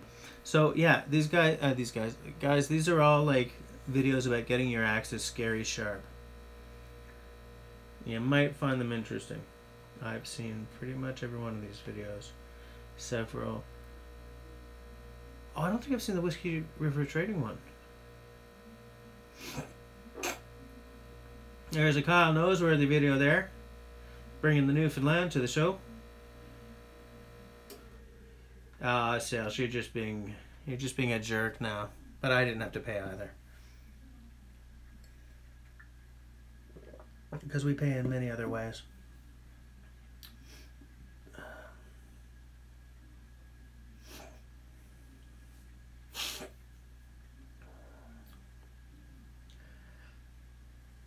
Is the newest and longest. Okay, I'll give it a look. Tonight I'm hoping to get my latest video up, which by the way is part 2 of the axe restore that Serge and I have been working on. Oh, allergies, leave me alone. Yeah, that's true, Zach. You bring the Newfoundland. You sure do. You sure do. I'm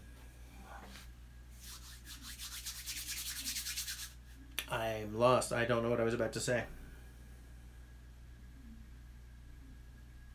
Wow, outdoor, really? That is infuriating. 15 grand? Excuse me.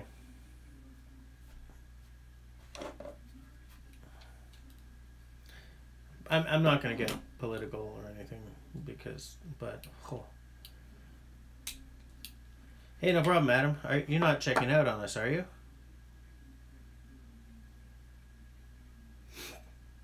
Yeah, 4. Yeah, I saw that.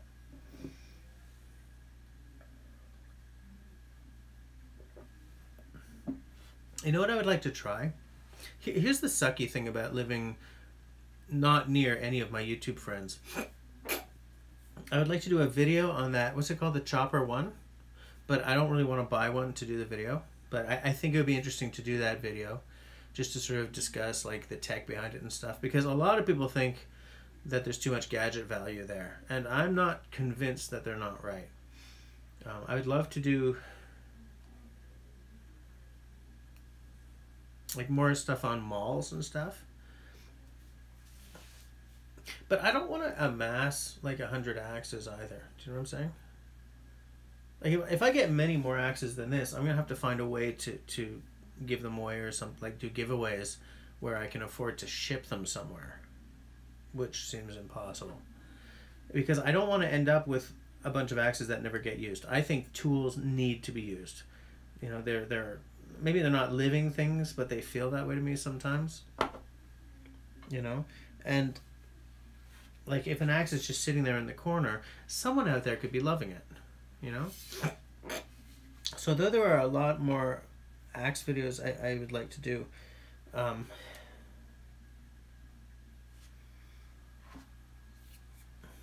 sorry, I can't. You know, I see this one on the table, and I just have to pick it up. I dinged the. I over. What do you call it?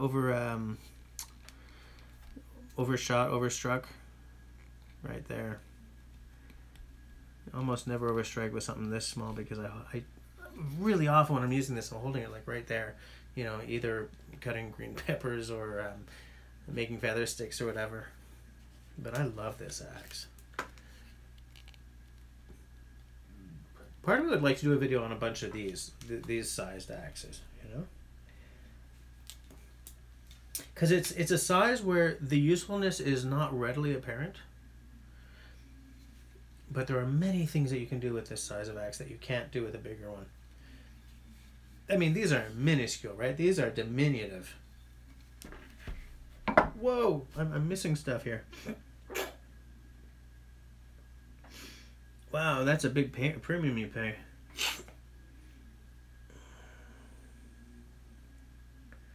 Hey, up north of 60s here. Man, I've been watching your stuff still. I like that tent you've got. I would like to get one of those. Hold on, I'm just making sure. You giving away a lot of knives, Zach? Yeah.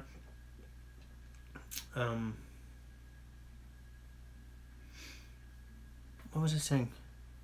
But yeah, like I think it would be interesting to do like a little roundup of these tiny guys, you know, or malls. Because like I wish Wetterlings was still around, but remember like Wetterlings and like Gransfors, like different companies have real different malls. Hey, Craig, what the hell? Council Tool makes a mall, don't they? I don't think I've seen a Council Tool mall. Hamza is here. I was talking about you like an hour ago. I was wondering where you were. How's it going? Now, Hamza bought 2 axes and they didn't get across the border, so I've been feeling bad about that.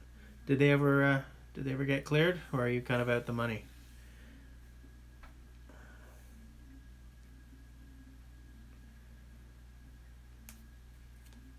Stop biting your nails.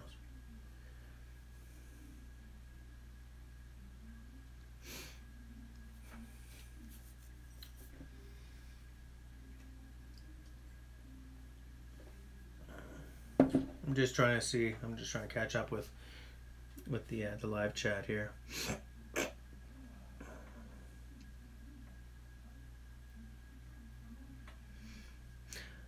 Up north of 60, I think I asked you this in the last live stream, but everything was going to crap in terms of my signal and everything. You kind of sound like you're from out east. What are you doing up there? Are you up there for work, or are you up there for like love or something? Because it just looks like you're in such a spectacular part of the country that I would like to see in the summer. But how long have you've been up there? A while. Did you say in a video you're up there like 8 years or something?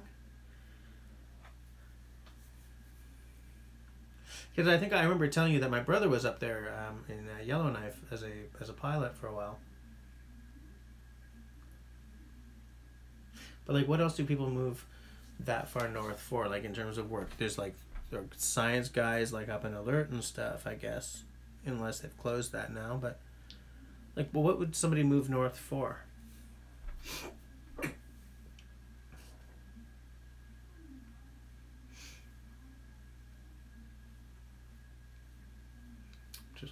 It's really weird because like the computer is still telling me that my video output is low, but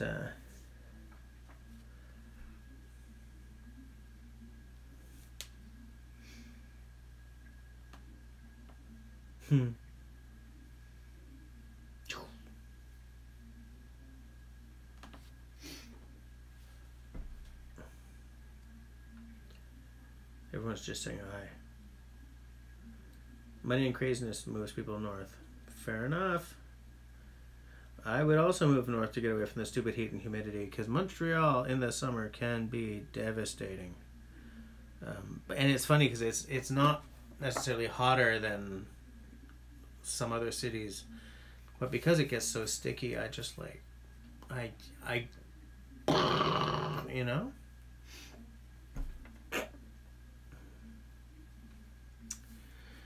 And it's funny because when I was in Vancouver, you know, summers could get pretty hot, but they never got sticky.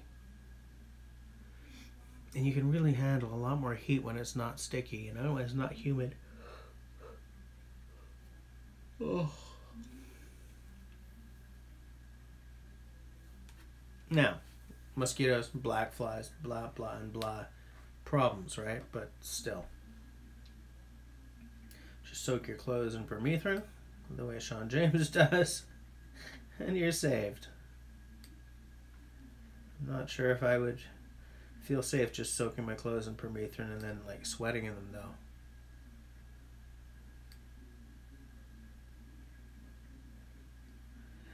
I don't know if you get, like during the summer, if you get mosquitoes and stuff north of 60.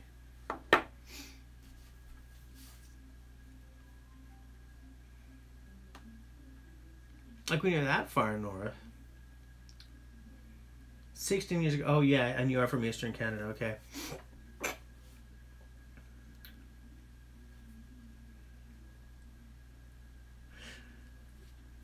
Part of the reason I like your channel so much up north is that I don't do well in cities. For like, I have to leave the city semi-regularly, or I just start to go crazy. You know, I can only get weekends away because life, family, work, life. But you know, I see like where you're doing your videos, and I want to see it. I want to be there. I want to smell it.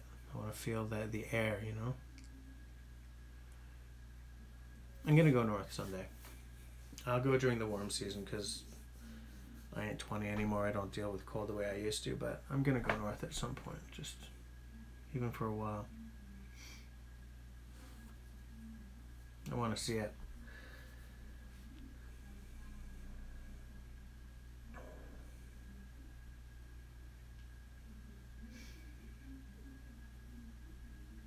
Simone, 15 years ago, you were up there and the mosquitoes were everywhere. Okay.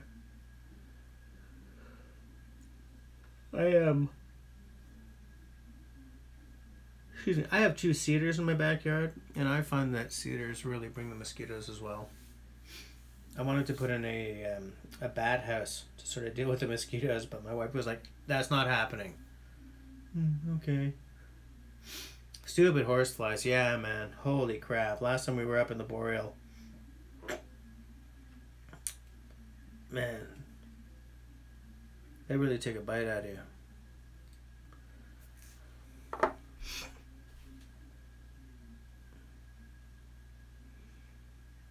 Man, I would love to have a Raindance Bushcraft gathering. Like maybe in northern New York or something. It's just like a weekend, you know? Stupid ticks, stupid horseflies. Or Vermont.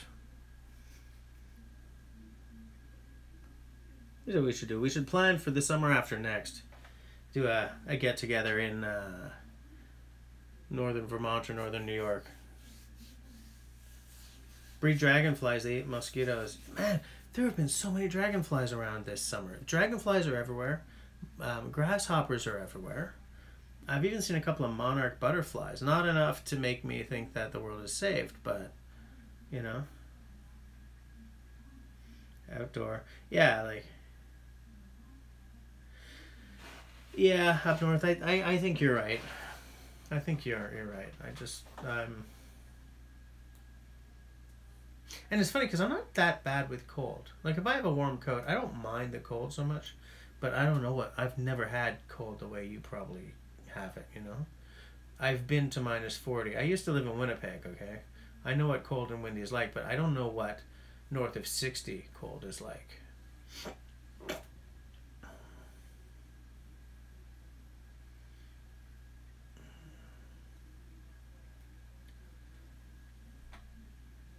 Okay, downtown Halifax, yeah.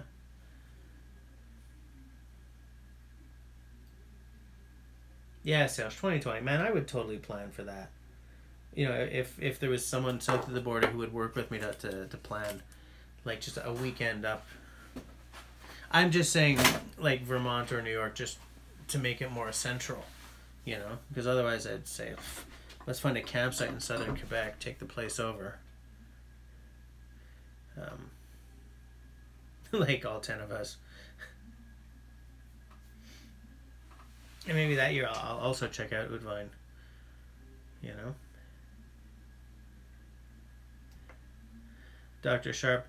Yeah, I keep forgetting where you are. I mean, I don't mean to say that Montreal sits at -40. I mean, it hits it on occasion.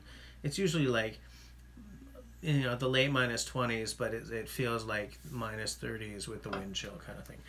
I have no idea what I'm talking about in Fahrenheit, though. Okay. Wait, -40 is where they meet, isn't it?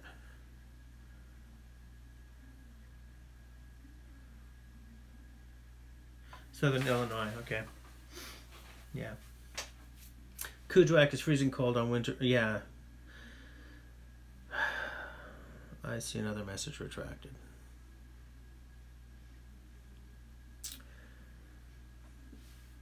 Minus 40 is minus 40. Yeah, that is where they meet. Okay.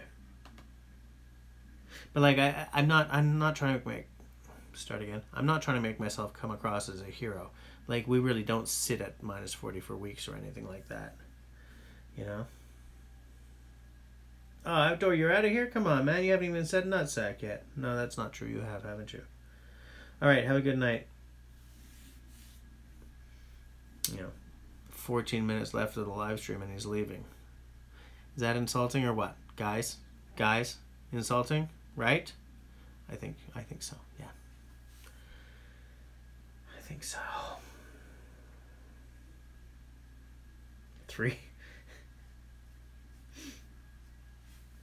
But yeah, I don't know, like, yeah, we sit at minus 20-ish for weeks these years, and you add the wind chill, and it feels like your face is gonna fall off.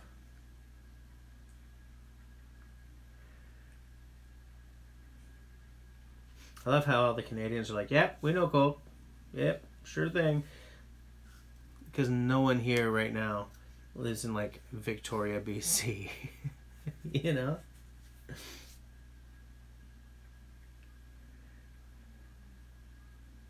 Alright, Outdoor. Hey, yo, man. I'm not rambling. I am disseminating knowledge. I am spreading wisdom. I'm talking about axes. Talk about axes is not wastage of time. It's not rambling. It is a special moment in time. Any discussion about axes is a special moment in time that you just have to sit back and enjoy. All right, Outdoor. Speak to you later.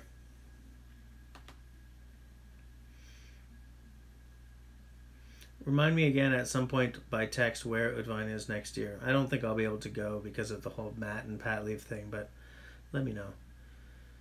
It would be nice to... Oh, it'd be nice to stop yawning. For those of you who joined late, I've been playing high-octane gigs for the past 3 weekends.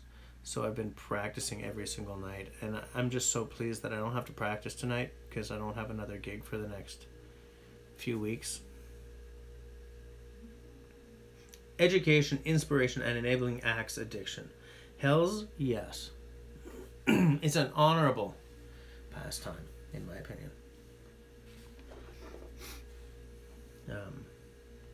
Part of the reason I'm enjoying the series that Serge and I are doing is because we're working on an axe that's not for me.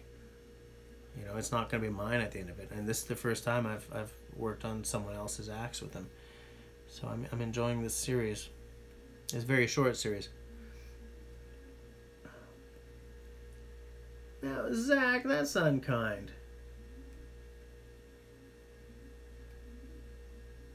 Serge, you're right. You're right. You should probably look at those Haltefors axes. They're not quite as high priced as like the Gransfors, you know. But they seem like nice. Or you know, Craig here will definitely point you in the right direction for a council tool, like on the affordable end. It's just, yeah, there's a few places in Canada that sell them. A Canadian Outdoor Equipment Company sells them, and at Canadian Outdoor Equipment Company, if you spend $50, shipping's free.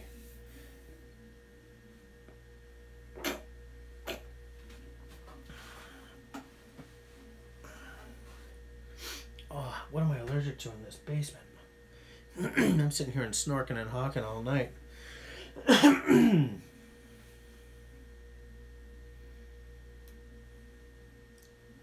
Sport utility at Canadian Outdoor Equipment Company. Yeah, I've looked at that one a couple of times. Wait. Just let me make sure I'm not just talking out of my ass here. Make sure we are talking about what I think we're talking about.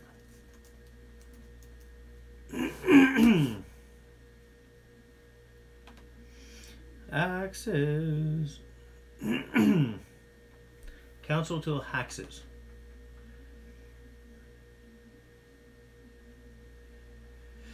Velvet Hudson Bay, Woodcraft Pack Axe, Velvet Cap. Woodcraft, American felling axe. I should get a felling axe.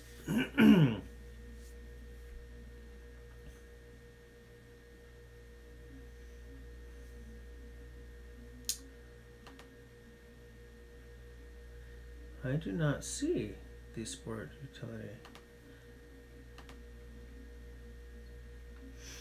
I wish that Lee Valley is sold. Council tool. They had to diversify when it became really hard to get grants for us, but they kept it. They kept it Swedish, so I think they diversified into Hultafors.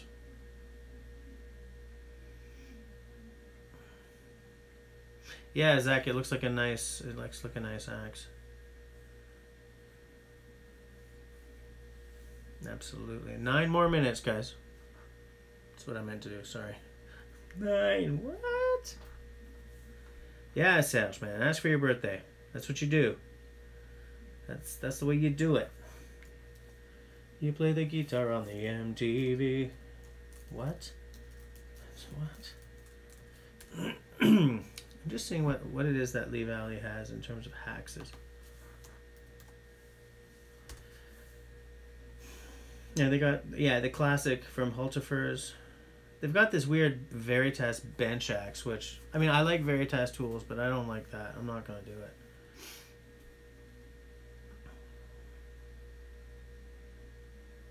The thing about Lee Valley is they carry some exquisite stuff, and then they carry some stuff that you're like, really?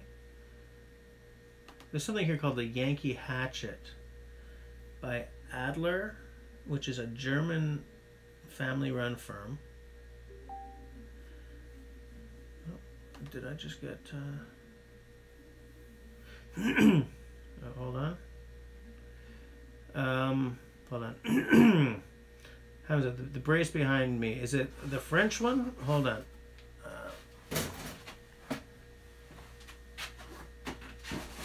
I have 2. No! Shit. I mean, shoot.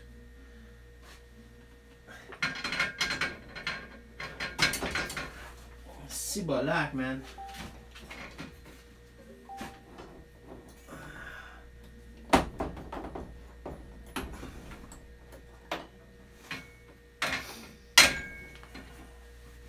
You talking about these?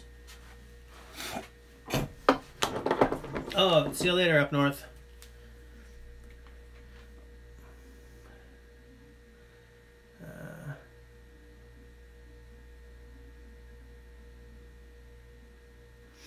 Neither of these are the Lee Valley, but I have a two-jaw chuck, and this one, oh.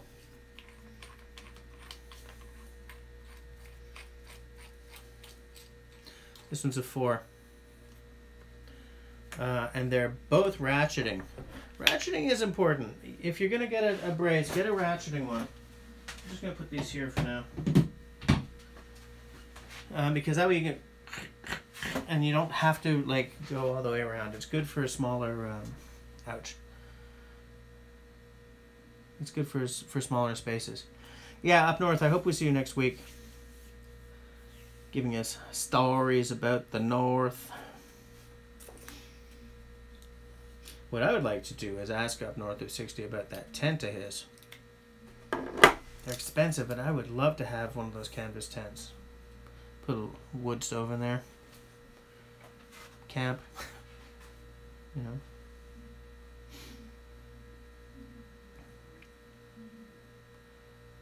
I know, man. I know. Lee Valley is opening here on the 3rd. I'm not gonna go the first weekend though. It's probably gonna be crowded. I'm gonna wait at least a week before I go. Because yay, Lee Valley, boo, crowds. No, can't handle it. Just can't do it.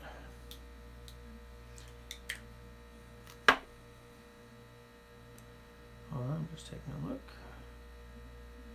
You missing anything? Serge got a router. Save 370. That's, was it like a 52% off sale like my chop saw?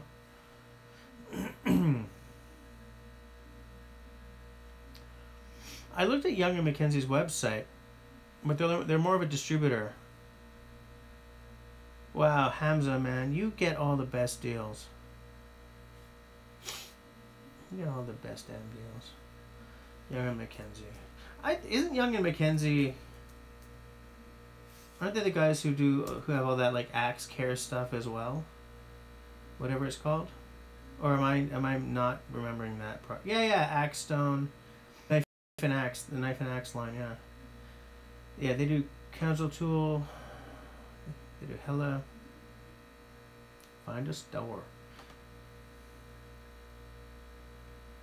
Yeah, these sport utility ones are their sort of affordable size. Their affordable line. I'm not doing so great with the talking tonight, guys. What do they got? Oh, they're sold at Mech. That is the truth. I had forgotten that I saw a Council Tool at Mountain Equipment Co-op. Mountain Equipment Co-op.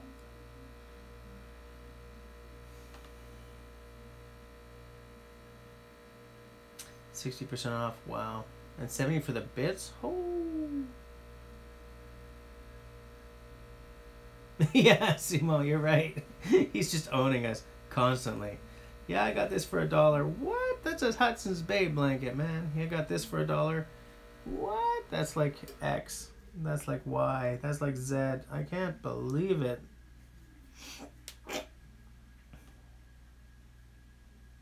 But the thing is, Hamza, are you getting these at that wicked, these deals at that wicked flea market that you showed in one of your recent videos? Is that what's going on? Mech, I'm looking for axes. Saws, axes, and camp shovels. Agua Canyon, Boreal 21. Boom, baby. That's my saw. Silky Pocket Boy 130. Is that what my Silky is? I thought it was a 140 or something, but I don't know. Yeah, they got a bunch of crappy axes there too, right? They got all the Gerber, Garant. They got a Council Tool Woodcraft 24-inch pack axe for $205. Such a nice contrast with all these other crappy axes, you know? Velvet Hudson's Bay belt hatchet. By the way, guys, I've been thinking about it, and I think it's about time I get a Hudson's Bay. I gotta add one to the toolbox just so that I can talk about the Hudson's Bay axe with more knowledge behind it. So I think that maybe over the next year I might try to find a nice Hudson's Bay. I've avoided them because it's not a pattern that I like very much.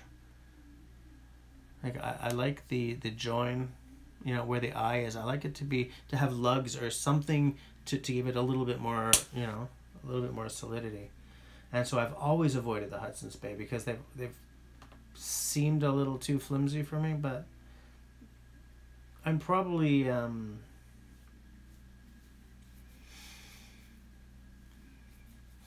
overthinking it, you know? I mean, there have been Hudson's Bay axes around forever now, you know? Oh, Axe Junkies, was it? The belt hatchet was inspired by the Voyager? Yeah, I could see that. Yeah.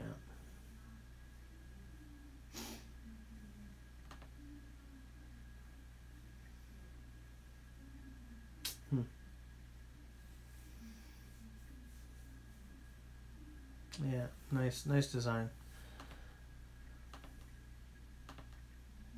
Let me close some of these windows because I can't see, like I can't find the live dashboard video. Oh, there we go.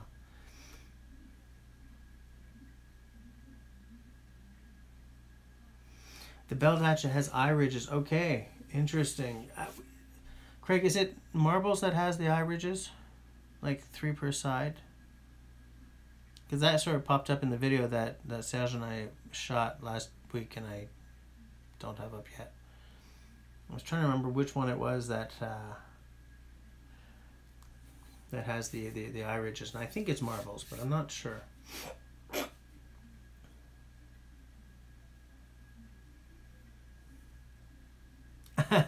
Zach, that's hilarious. Simon, I have yet to see a Garantax that I love, you know. All right, see you later, Dish. Oh, crap, it's 11 o'clock. Okay, see you guys next week. Oh, man, it was just getting really interesting, too. But, okay, I got to clean all this crap up and go and try to get that video up. So, good night. Thanks to all of you for hanging out. The new people, thank you for showing up, and please come back. You're very welcome. And to all of you who are around all the time, thanks for your continued presence. Axe Junkies, maybe I'm not right about marbles, but there's like a company that their little double always had like ridges. Hamza, nice to see you. I'll speak to you soon. I said goodnight, Dish. Serge, we'll talk about another night to come over and just finish this axe up because we're almost done. Good night all. I'll speak to you guys soon. Bye.